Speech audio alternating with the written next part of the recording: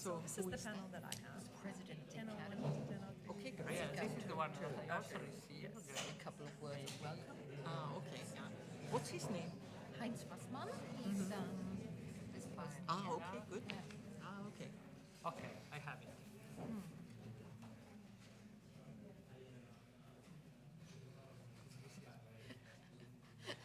That was good. Yes. Hello. Good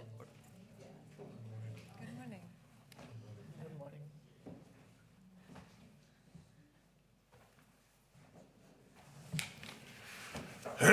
So, good morning on this beautiful Monday morning, sunny weather. That's a wonderful place, isn't it? This is our shared place with the Jesuit, and it is the heart of the former old university. The Jesuit are taking over 50% of the space for, I think, maybe 10 or 15 padres, but the other part belongs to the university, to the Academy of Science. Before we start with the panel, I will bring you some ideas to our questions. Without any doubt, I would say that in the educational area, we have made a lot of improvements. For example, the educational participation of girls and women are rising in the formal education system. Currently, almost 60% of the Matura degrees is coming from female. And in the university, we have 55 female university degrees. So the female students are taking over the majority in the university. And also in disciplines which are traditionally underrepresented, these disciplines are catching up. Let me give you one example. Electrical engineering students doubled from 10% to 20% within 10 years. Or the female students in our HTLs, in our secondary system technical schools, are increasing from 14% to 19%. It would make me more happy if the proportion would be 50%. But it's evident that there is a positive direction. However, the speed is to some extent slow. The situation of women in science can be improved by regulations, but more efficiently by the commitment of the scientific community. If we, male and female scientists, really want to improve the situation for women in science, and if we really want to reach a fair gender balance, we can do it, but we should do it. Why it was possible that 50% of the presiding committee is female for the first time of our 175 years old history of the Austrian Academy of Science? Because we want to realize it. This proportion, and the Gelehrtengesellschaft, the Hall of Fame of the wise men and some women, accepted our plan to have 50% presidents members. Why it was possible that in my former workplace, the Ministry of Education, Science and Research, the majority of director generals, one is here, are female, 3 out of 5, because we want to do it. We want to have this proportion.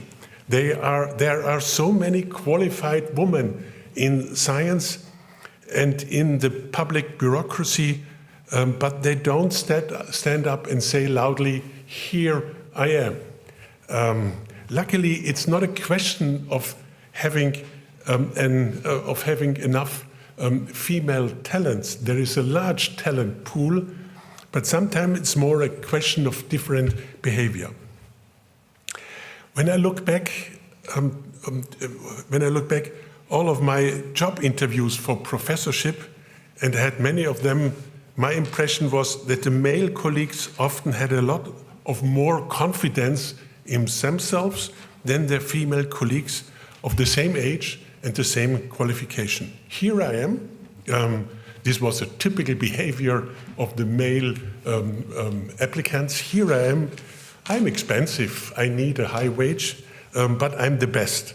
This was sometimes an unspoken and sometimes an spoken attitude. Female scientists remain more modest, also, although they were at least as talented and successful as their self-confident colleagues. We have therefore set up here in the Academy a special program for postdocs in order to train female scientists specifically in management tasks and in this application situation. I think this is an important tool. But go back to observing my biography, or my biography and my experience with female colleagues. There is one decisive moment that will pass their way, that is the birth of a child. The new role of a motherhood, undoubtedly a beautiful role, conflicts with career development. Technically, because it's not easy to manage the burden, or not the burden, the chance of having a family life with the needs of a career, but also mentally, because they have an alternative role to the tough competition in science.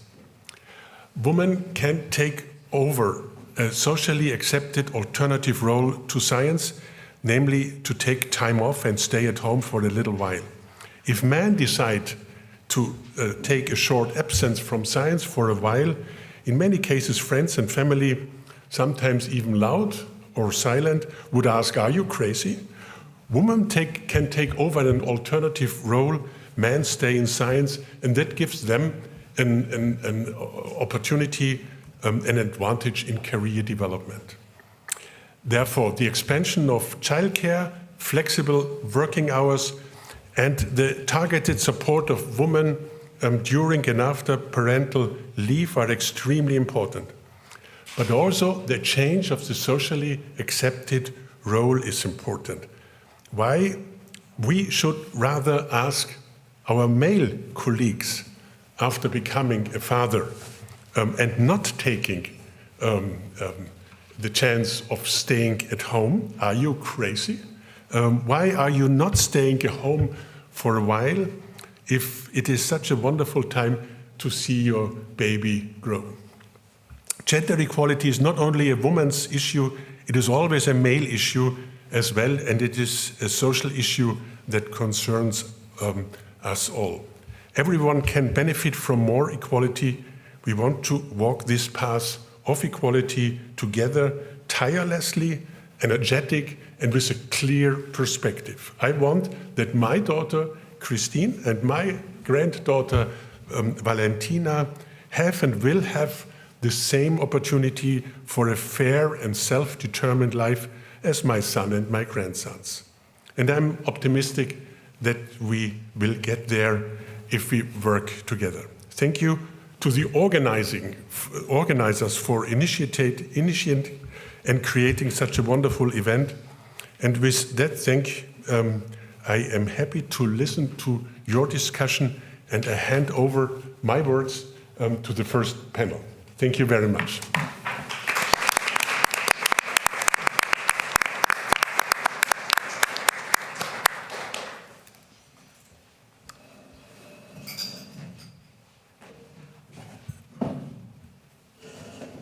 Okay, I suppose you can hear me? Yes.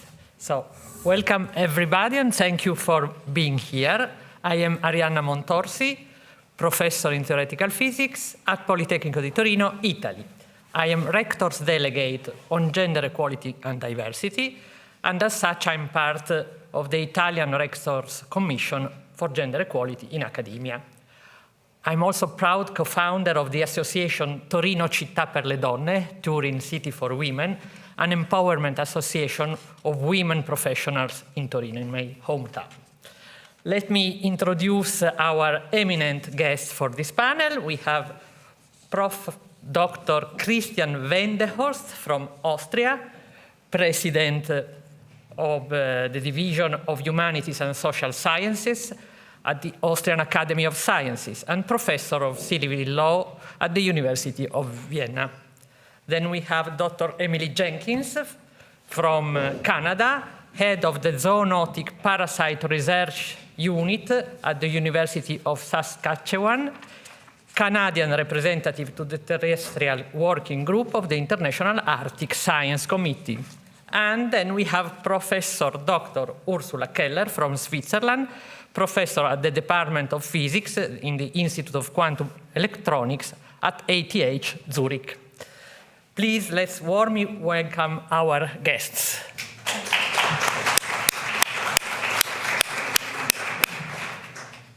Before giving them word, let me briefly introduce today's topic, women in science, and this panel, when being the smartest person in the room isn't enough. So the lack of women in STEM careers, science, technology, engineering, and math, and especially in PECS subjects, physics, engineering, and computer science, where there are fewer women already at the level of undergraduate studies, is a growing concern. This is due to the implications of the lack of diversity in fields that are critical to the future of humanity. The underrepresentation, though, illustrates the costs of a lack of diversity, as the women often perform better than their male counterparts. Let's be clear, this is just a matter of statistics. They are a lesser fraction of the whole amount of women who could be possibly adapted to this job, and thus are more select than the male. Accordingly, recent data from our institution Gender Balance report show that female engineer students achieve higher grades and shorter graduation times compared to male students. This trend is also evident in the academic realm, where women at all career levels, from researcher, from tenure to associate professor to full professor, perform better on average than males in the same role. These findings also demonstrate the effect of vertical segregation, whereby women are not promoted in the same way as men, and so, compared to the men in the same role, they perform better. Despite or because being the smartest guy in the room, women in STEM subjects face also a unique challenge of leaving their careers at a much higher rate than their male counterparts. The phenomenon is known as the leaking pipeline and has been well documented in recent years, with reports indicating that women abandon tech careers at a rate that is 40% and more higher than men. It's important to recognize at least three interrelated phenomena that affects the progress and recognition of women's career in STEM.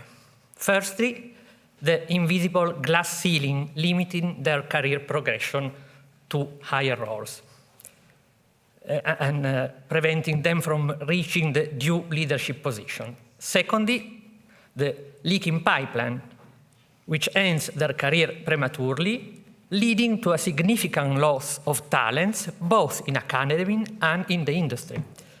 Thirdly, even when women do reach positions of power, their power is often not fully acknowledged, with fewer prestigious appointments, honors, and financial rewards. They have hit the so-called gorilla glass ceiling. The gorilla glass ceiling is an unbreakable protection of cell phones, and which appears to be the most unbreakable type of glass. Ursula Keller may provide further insight on this topic. I read about this index from her. So, achieving true gender equality in STEM careers requires us to address a range of challenges, and I would like to suggest two areas for further discussion. Firstly, gender stereotypes and cultural and social biases, mostly unconscious, which affects both men and women and limit our ability to accurately assess the reality of the situation. This is evident on themes like career assessments, evaluation committees, and in the same definition of merit, it came to my mind, yes, it can prevent perpetuate biases, and prevent women from receiving the recognition they deserve. Here I am is the male attitude, but maybe doubts should be the nourishing ground on which new discovery grows. So this is not a merit criteria, the fact that I propose because I am a man and you that are a woman, you don't propose. Maybe it's not the right way of assessing merit. So, second point, so 1 point, unconscious and conscious biases and stereotypes. Secondly, and not to forget, informal power networks, which in our fields are mostly, often mostly men, and can be characterized by limited accountability and tend to self-reproduce, making it difficult for women to access the same opportunities and support. So it's crucial that we acknowledge the continued presence of consistent gender biases in the STEM fields at least, in order to gaining awareness and correcting the unfair script. Many women like me, who entered the research field in the 80s and the 90s, now consider themselves regretful feminists, since they regret not having been feminist before, not having been more proactive and aware of the issue earlier. We cannot afford to repeat the mistake with the next generation of female and male, as you were saying, colleagues, researchers. Events such as this one, organized in collaboration with our male colleagues, are essential in updating our awareness on current practices and attitudes, helping us to identify and correct the script. However, for the benefit of society as a whole, we need to go beyond individual awareness and adopt coordinated commitment and policies. The European Research Council's requirement for mandatory gender equality plans, the GAPs, in every research institution applying for funding, explicitly addressing equality in career progression and leadership, is a remarkable step in this direction. And it's important that these efforts are not just seen as box-ticking exercise, but are carefully monitored down to their realization. So let's now hear the extraordinary testimonies on these issues from our guests. I think that the first one in line, maybe one of you has, I should have the timetable, so, okay, I will say, let's start from you. Okay.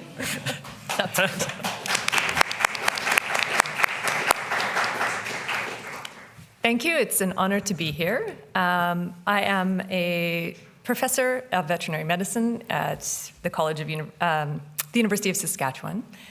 And I'm probably going to make this more personal than some of my esteemed colleagues. I will talk a little bit about my journey as a woman in science. I did a professional degree in veterinary medicine, which at moment in Canada is dominated 80 to 90% female. And that sounds great, right? But it's not actually, because it speaks to the fact that men tend to perceive other fields as more lucrative, as less work and more recognition. So they become doctors instead of veterinarians or engineers. But it is a very female-dominated world, which has pluses and minuses. I went on to do my doctorate, my PhD, in veterinary microbiology, and that was probably my first taste, sort of stepping outside of a very female-dominated profession, of some of the challenges you might encounter. So my female colleague and I were in an elevator at a conference, and a gentleman got on, and he turned to us and he said, "You gals must be here for the shopping," because he assumed we were wives of the people who were actually at the conference. So that was probably my first implication that there might be some challenges working in Arctic wildlife. I was, by the time I did a degree in veterinary medicine, a Bachelor of Science and Honors, 8 years in to my post-secondary education. When I went to do my PhD, that was another 5 years. The biological clock was ticking. So at the end of my PhD, I secured a job as a federal government scientist. And the wonderful thing about the federal government in Canada is that there is a fantastic maternity leave program. So I had my first 2 children as a federal government scientist, fully paid year-long maternity leaves, where they actually hired someone to serve as a replacement so that my program stayed alive, that there was something for me to come back to. Nonetheless, there's still challenges in coming back and trying to regain I think you become invisible for a few years after you disappear from your academic life. I then returned to academia and had my 3rd child as a full professor, or as an associate professor at the time. And this was a different experience in academia. I still had a paid maternity leave, which was wonderful, but there was no one to keep my research alive while I disappeared for a year. So that was definitely, I think, takes about 3 years to come back from those disappearances. People start to remember who you are and think to invite you to conferences and things. So the Arctic science world is very much dominated by physical scientists. That's the other hat that I wear. And it is a very different world than the female-dominated world of veterinary medicine. I am often a co-PI with a male investigator on some of my bigger grants and bigger positions. I once introduced the head of my lab, the head technician of my lab, who was male, to a visiting scientist, and I introduced him as, oh, this is the head of my lab. Whereupon the visiting scientist turned to my technician and completely addressed his comments to him for the entire rest of the interaction. And needless to say, he was looking for collaborations in Canada, which I did not jump on.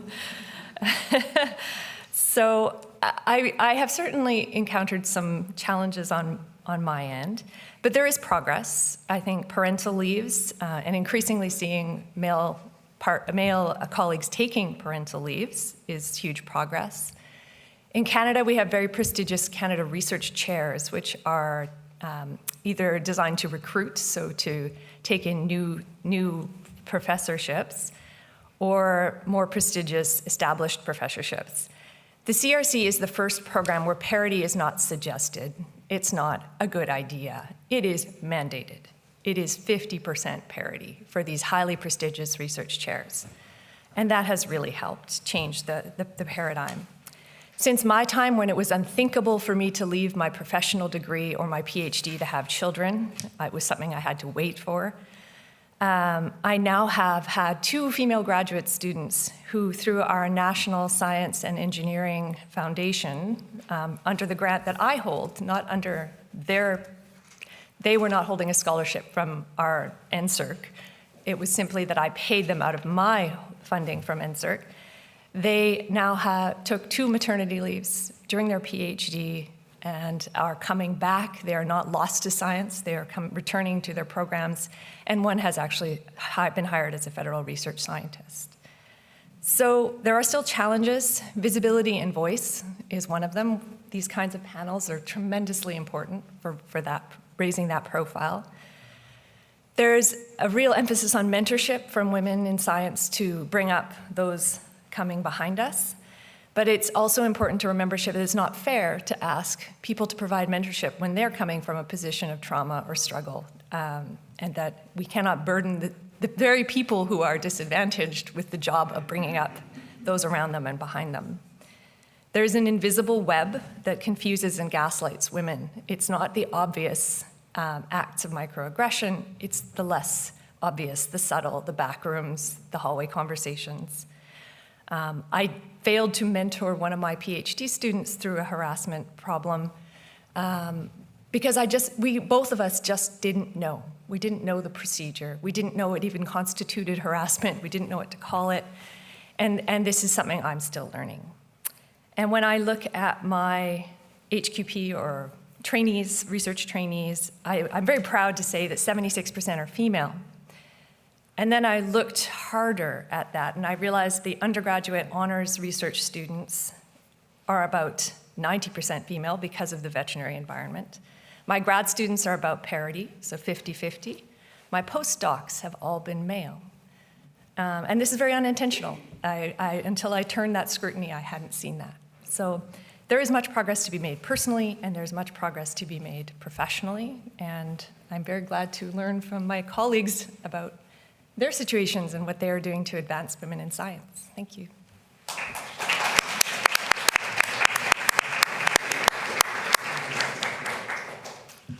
Yes, thank you very much. And I would like to also thank the organizer for the opportunity to be here and tell you a little bit about my experience. I have been a tenured professor in physics at ETH in Zurich for 30 years.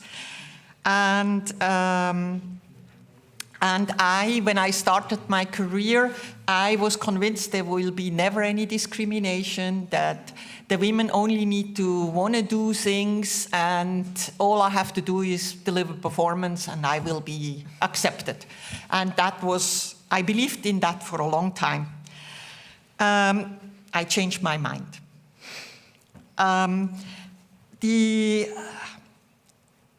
By now, I would say the situation, jumping now right away into what I've learned today after so many years, I actually think the main problem which is holding back the women today, after they jumped through the first glass ceiling, you know, getting into a tenure-track assistant professor, succeeding with their degrees and so on, because we have more and more women coming up, and as it was said, with the really excellent performance, because that is in an environment where the excellence criteria are very well defined. And in that environment, the women do just fine. And then they're entering the next arena, and that's where the women are not prepared for. I wasn't. And this is the so-called gorilla glass ceiling, as she is saying, because this is about the work culture. This is about access to power, resources, and privileges. Right now, all the organizations are concentrating on fixing the woman, you know, getting her more self-confidence, getting her how to survive in a rather toxic and unfriendly environment, how to do whatever you can do to survive in this really hostile environment. And it's for sure still needed, but I think we should not forget we need, as a society, we need to work on the culture change. Okay? Because we still keep losing too many women who simply cannot survive this toxic environment. They experience significant gender harassment and sometimes even the real sexual harassment. And we need to address that. And the culture change, you know, when I talk to my colleagues, then they say, oh, culture, we can't change culture that starts in kindergarten. That's not our responsibility. No, there are examples. I mean, once I stepped up into more power, I became a director of a National Center of Competence. I actually had the task from the Swiss National Science Foundation to do something for the advancement of women.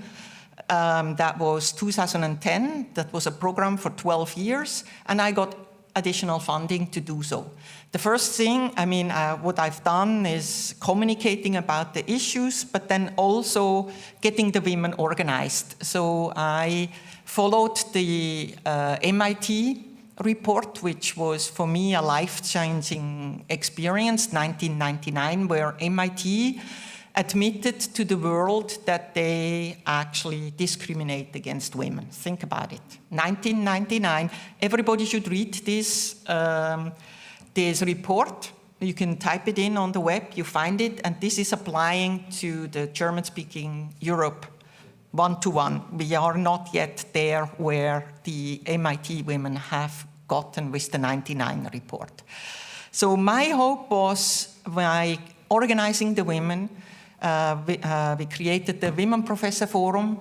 I was the first elected president, and I had a very great vice president. And we built up this group, but in contrast to the MIT, which is still #1 university, by the way, we weren't welcome. Okay? And what I've been experienced since has been rather shocking. I mean, honestly, I never thought what I've learned through this experience that this is true. We have observed an increased amount of hostility against excellent women. And it goes as far as that we have an increased number of women in leadership being degraded, demoted, and losing their jobs.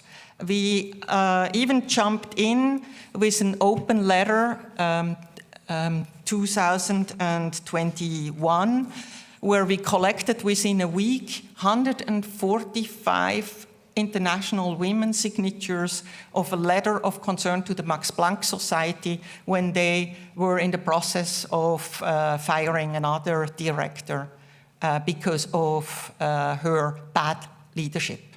So the new thing, so this is what I'm now calling the gorilla glass ceiling, right?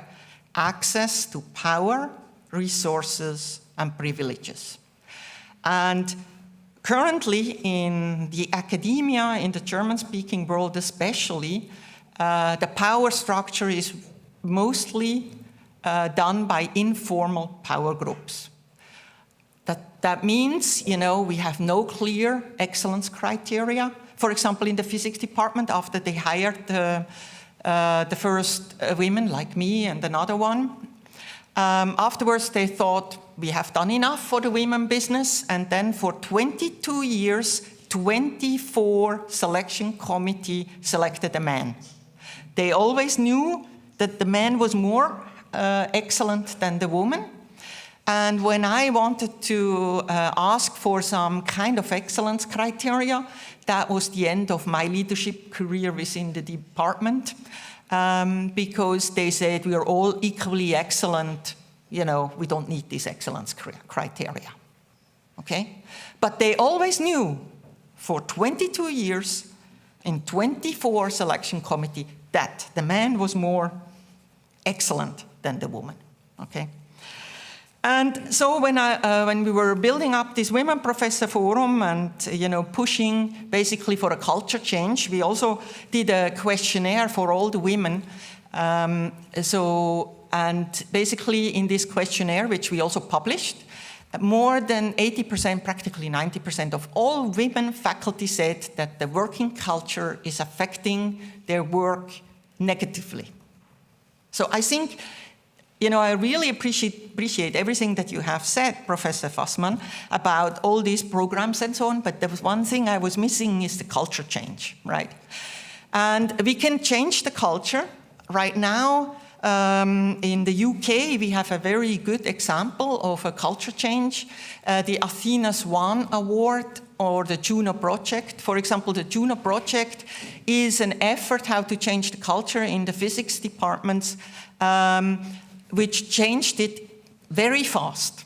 So people who say culture change cannot be made, oh yeah, it can be made. The first step is change governance, accountability in decision-making, transparency is minimum standard, which we don't have at ETH and which we don't have in many universities within Germany and Austria. And to get that, we have to force our colleagues, because right now things work really well for them. I mean, there is no need for them to change anything, okay? So to make that a change this needs to be a political request. And this Juno project is a concrete thing that we all can do. So for example, how you get a culture change is that you ask the department to come up with a governance under guidance of experts and independent checks and balances. And if they don't do it, they don't get any funding. It can be done within a year, and it will change substantially, right? And we're trying to push for this, but we just had an evaluation in the physics department. As you may know, in my department, you know, they also fired a tenured professor, a colleague, Italian, Professor Marcella Carollo, according to bad leadership. Right? I've been 40 years in the scientific community, mostly male-dominated, and what I've seen on my male leadership is much worse than what I've seen on her side, okay? By far much worse. It never, ever anything happened to this man. Now we are seeing an increased number of women in leadership position which are accused of bad leadership. They use their PhD students, their postdocs, against these a leadership woman and accuse her of leadership accusation. These are women that partially experience sexual harassment during their way of growing up, surviving a rather toxic environment, and then suddenly they're getting pushed into the role of being the harasser in the eyes of the others. And so we're trying to communicate more clearly to all women, warning all women about the bias that women also have against women. We all have our bias. I have a bias. I've worked all my life in a male environment. It's not, the bias of the bad man and the bias of the, we all have it, and especially also the young women. And when we, in a leadership position, asking for performance, pushing our leaders, we have to be aware, unfortunately, that the perception of the people may look at us as not the same friendly way, because they expect us to be more empathetic. A good colleague of mine once did a blog and said, hey, I'm your professor and not your mother, right? And so you have to actually be aware of this danger, because it's being used now by your colleagues in a toxic environment to blow up this bad leadership behavior because of students who are frustrated in your group, or overly, what we've seen at ETH and EPFL, overly ambitious postdocs who suddenly want to be the only co-author and not accepting the tenure-track assistant professor who we pulled in from the US, because, we are trying to hire also more women, which is really good. But we need to hire them into an environment so that they can survive, okay? We cannot kill them in the process.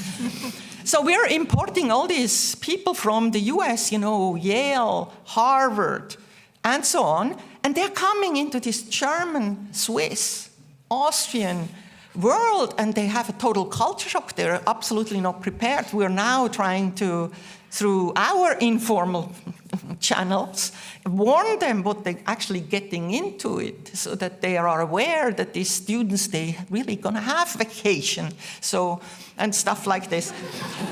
There's a cultural change, but they're not really prepared for it, and then they suddenly are faced of being accused of bad leadership, which is being built up. So we have a high number of women, which in Austria, I can, it's about, I just talked to my group a little bit, and actually it's not very much talked about. We have basically 13 cases in Switzerland, and basically in Austria, just a little bit, we have 6 cases, all since 2015. Information flow is very much kept low, because right now the leadership and the power structure want to keep it low because it hurts the institution. And all I'm saying is MIT 1999 publicly announced that they are discriminating against women, and they're still #1. I actually think the better the universities, this is my request, the better the universities, they should just admit that we have these problems. 2 minutes. Yeah, that they have these problems and deal with it. Right now, anybody who speaks up, me, I also slowly but surely also become a target,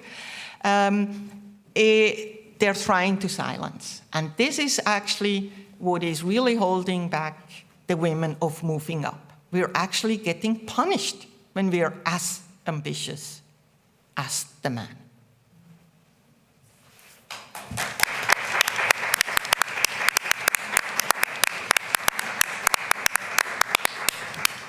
Please, Christiane.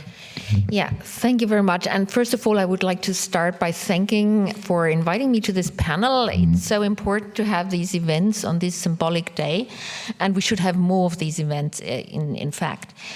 So I'm sitting here wearing more or less two hats at the same time. So I'm president of the Division of Humanities and the Social Sciences at this academy, and at the same time a professor of law at the University of Vienna. And in both functions, actually, I have lots of tasks that are related to equal opportunities and women in science. I remember when I came to Vienna, when I joined Vienna University in 2008, one of my first tasks was to lead a task force at Vienna University and to find out what are the challenges scientists are facing currently. And this taught me a lesson, I have to say, because I hadn't realized up to that date that how institution-specific the problems are. And I think that's really, really important, that if we want to change things, we need to take really targeted measures that really look at the individual situation at the individual institution, at the individual faculty, or maybe even subunit. Because the problems are very different from unit to unit and from faculty to faculty and from institution to institution. When I ran this survey and when we conducted this study back then, that was around 2010, I was very surprised, for example, at Vienna University, that the feedback we received from our female researchers was not so much what we had expected. We had expected gender stereotypes, we had expected like bias in hiring committees, we had expected gender pay gap and glass ceilings and all the rest of it. But the feedback we received, strangely, was really it's family, it's the biological clock, and its career paths not being kind of adjusted to the specific situation of women. So that was back then the feedback we received from Vienna University. So it was 3 points actually that were reported as being the main obstacles for women to make it to the top.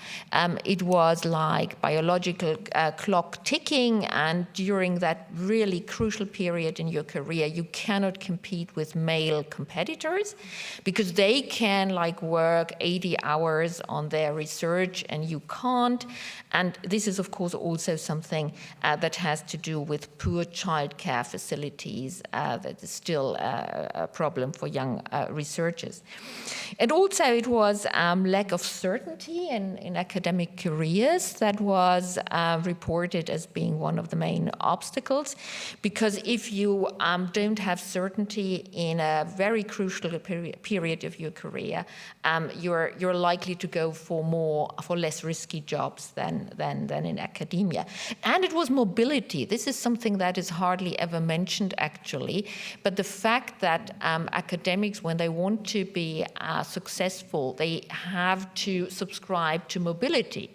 You have to kind of spend time abroad. You have to be prepared to move to a different country, to a different city when you take your first position. And this is often an obstacle for excellent female scientists. So these were the problems that were reported from Vienna University back then.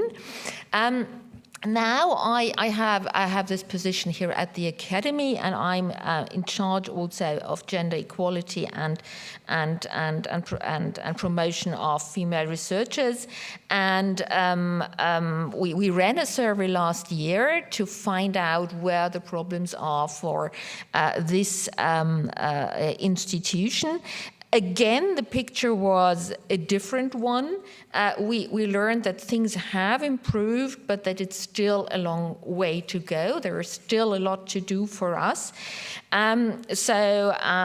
We took some immediate measures.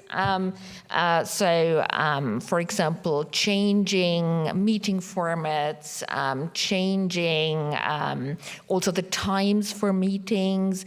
We immediately launched an initiative to improve the situation for female researchers so that they get money, for example, when they need childcare for going to conferences, that they can bring their partners, that they can bring their nannies, and it's all paid for. We know that's not everything. My personal dream would be a kindergarten where you can also sometimes leave children overnight, but we realize that's still a long way to go, and there are many obstacles to reaching that. And we also introduced other formats to help women when they appear in front of hiring committees, for example, to exactly take that attitude. Here I am. I'm expensive. I'm good, and this is the kind of practical support we try to give. We also try to make women's achievements more visible, because I think that's so important, that there is visibility, that there are role models, that there is mentorship. And of course, we carry on with all those scholarships, with the prizes that particularly are directed at women in sciences. So there are several programs we run to promote women in science. Is that enough? No, it's not enough. We are not there. There's still such a long way to go. But judging from my personal experience, I can say we have also already achieved a lot. I mean, when I compare the situation, when I started back then I had my first full professorship in 1998 at age 29. So my personal solution was really to rush it and to get my first full professorship below the age of 30, so that I could still have my family, which is maybe also not, it shows that you really had to rush and to try and be better than your male competitors. But when I compare the situation from back then to the situation we have now, it's simply worlds apart. I mean, when I started, in particular, when I had my second appointment in Göttingen, that was still a nightmare, I have to say. So when I had my introductory round saying, hey, here I am, first female full professor at this university, you can't imagine my younger students, they don't believe me what I heard, male colleagues, asking me whether I take contraceptive measures or what will happen when I become pregnant or whatever, or one of them even requesting to be my lover, otherwise he'd ruin my career, which he did or tried to do. But this is like 2 decades ago, and it would be unbelievable today. Now, today, at my faculty, we almost have a female-dominated environment, I would say. We totally changed the culture. So we have a female dean, a female speaker for the professors. We have 50% female directors at the institutes. We really managed to change the culture in our discipline and at our institute. So there's hope on the horizon. And I would like to stop here because I realize I already spoke too long.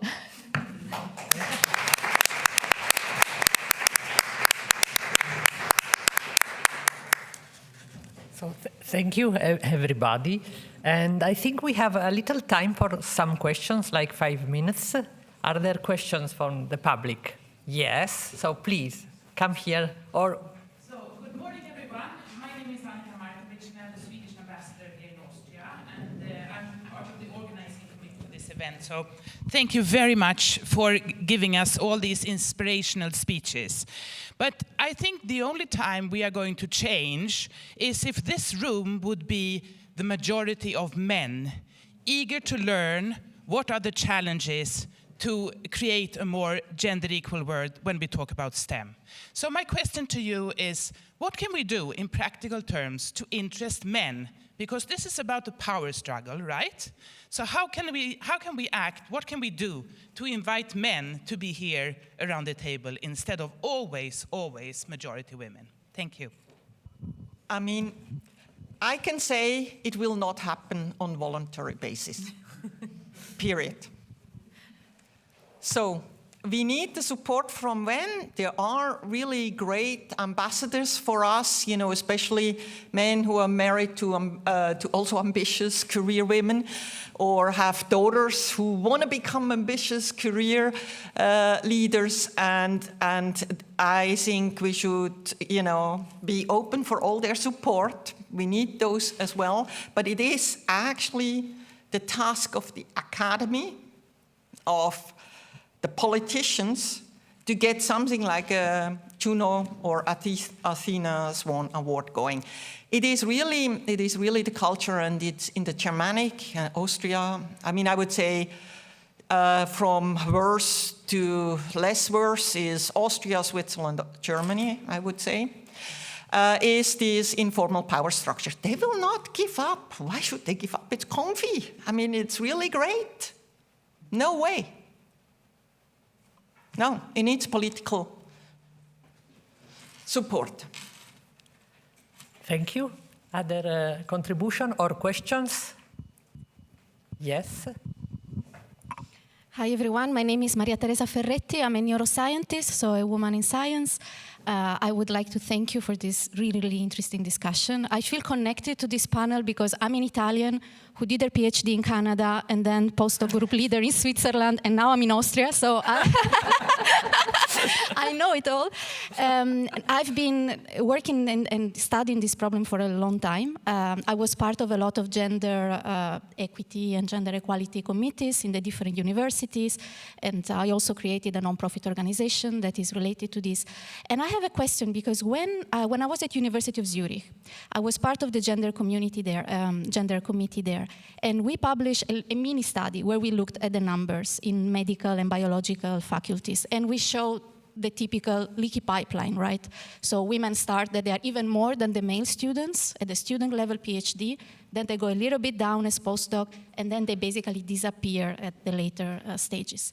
And what we discussed back then is actually where are these women going? What is happening to them? Because all the surveys we do is of the women that stay in science. But we didn't have the data to see what did they decide to do. Did they leave completely the workplace? Did they choose different careers? So I proposed to do a study where we would try and reach out all the alumni, you know, all the people who graduated and see what did they go. I believe in the power of this type of data also to convince men, you know, to have statistics and metrics to discuss. So I was wondering if any of you has any experience, if you have this data. Do we know where women go? What do they decide to do? I mean, in principle, you know, it's not totally fair to say this is a leaky pipeline because, you know, the number of positions in academia are limited. You know, I have actually one nice view graph which shows, you know, from the all incoming things, how many can actually get a tenure professor position. And many women then stay in, maybe also still in a technical field, and then some people leave altogether, right? So in Switzerland, we are, I think, in world record in going part-time. So most women go part-time when they have the first kid, and then with the second kid, they drop out or go even more part-time. And if you stay part-time, when the women alone stay part-time, then this is a career, end of your career. If more men would go part-time, then this would be not a woman issue, right? But you cannot, you know, compare these things. So in Switzerland, we have these words like Rabenmutter and the daycare that cost a fortune. I mean, we in Switzerland, we have the most expensive daycare, so you pay basically I have to be sure that I don't forget, but it's about 2,000 a month per kid. 2 kids, 2,000, 3 kids, 6,000 for a daycare spot full time. So very often people try to save money by getting all kind of complicated arrangements which are all doomed to break, right, on the long run. So I think there's a lot of things, there's a lot of things we can do on there is a huge difference when we finally have kids. I mean, I also had 2 kids. But I actually think this is all manageable if we want to. For example, in the physics department, we started a postdoc grant. So if a postdoc becomes pregnant in a group, normally, we get very quickly rid of that postdoc because a pregnant postdoc with a first-year child is not working 60 hours a week, right? So what we introduced is now, if the professor keeps the postdoc on the same project, which is the high-impact project, even though she's pregnant and going through this early childhood, the department adds a PhD student to this project. And then you can argue that a postdoc working maybe only 80%, but still being paid 100%, but with the flexibility, still 100% working, but not 150, and the PhD student will be more for this professor. So I'm trying to always address this reality of producing and keeping the people in and adding more help, right? And, and then one of my colleagues even said, oh, what happened if this is going to be abused? And I said, oh, wonderful, then we're going to have so many pregnant postdocs and who we keep going. And, I can have to say we have already several. I just had a postdoc. We kept going like this. And she just got an associate professor position at the DTU, right? Another one got maybe Emily has... anyway. So you can do things if you want to. In short, for my field, private practice is a very common place where people would go who were lost from the academic pipeline. Industry, I know many of my colleagues went into industry, and government. So there's a benefit, right, of the spillover, but there's a loss as well. Yeah, very similar in my field. So I'm a lawyer, and there women go for government jobs, in particular in the judiciary. We have an almost totally female judiciary in the meantime. We're desperately trying to get men into the judiciary, in particular in the leading positions. They're all female. And this is the situation where women go in law. I think we ran out of time, so 5, okay. 1 more questions, we are allowed, so please go with your questions. Is there 1 more question? Yes. Not a male one, but... Hi, my name is Azada Bedi Jaryani, and I'm a gender expert working at the Austrian Society for Environment and Technology.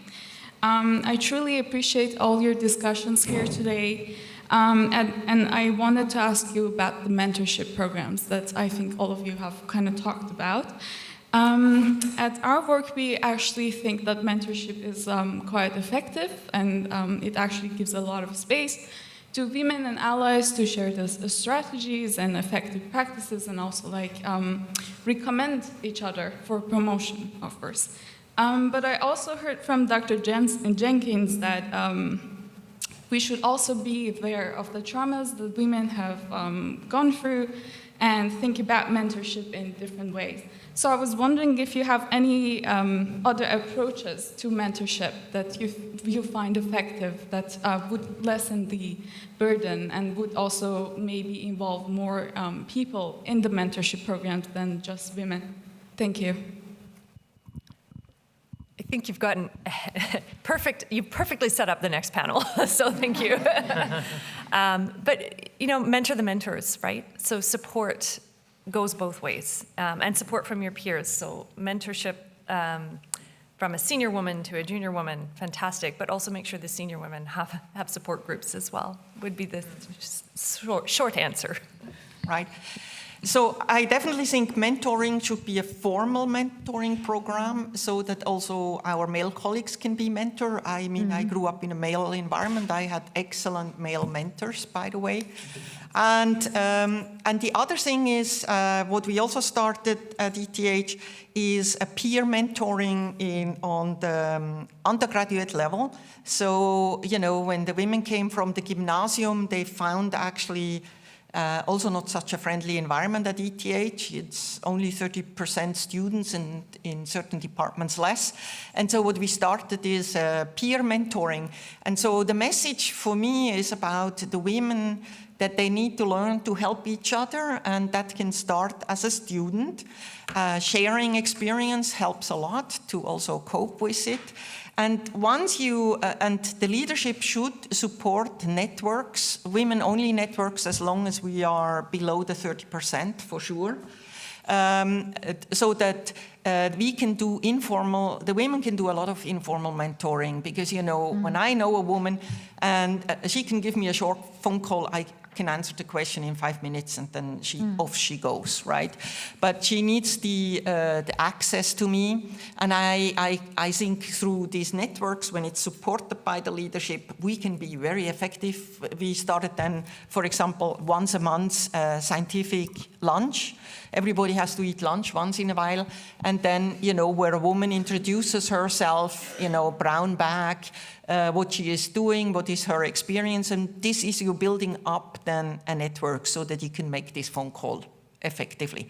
And then, of course, you need sponsors. These are the people who speak good about you when you're not in the room, and this is something also women can do to each other. And so we need to make women more aware, because we're getting more and more women, that we actually can help each other. Christian, do you have? Yeah, I largely agree. I mean, we also run a quite successful mentorship program. I think that it's important to say that the mentors don't have to be women, because otherwise, you know, the burden of all the committees you have to be on, I mean, that becomes, again, slows you down in your research. So we need to get more mentors that are male. And again, I agree perfectly with what you've said. Mentoring doesn't have to be an additional hour per week, which you are kept away from your research. It can be very informal networking. And I think that works sufficiently well, I have to say. So, you know, most women are engaged somehow in the academy. They know each other. They are on first name basis, and it goes very quickly to kind of arrange things. So, my perception is that it works quite well, actually. Maybe I can add a contribution on this topic, since we are implementing a mentorship program to attract high school students, female students, and the mentor are our engineering students, so higher female, students who are already in the university system. It was very successful because it uses a simple language, social media, and so on, things that we are not able to use.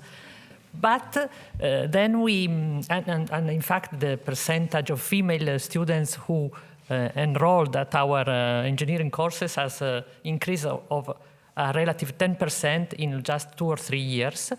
But there is a but.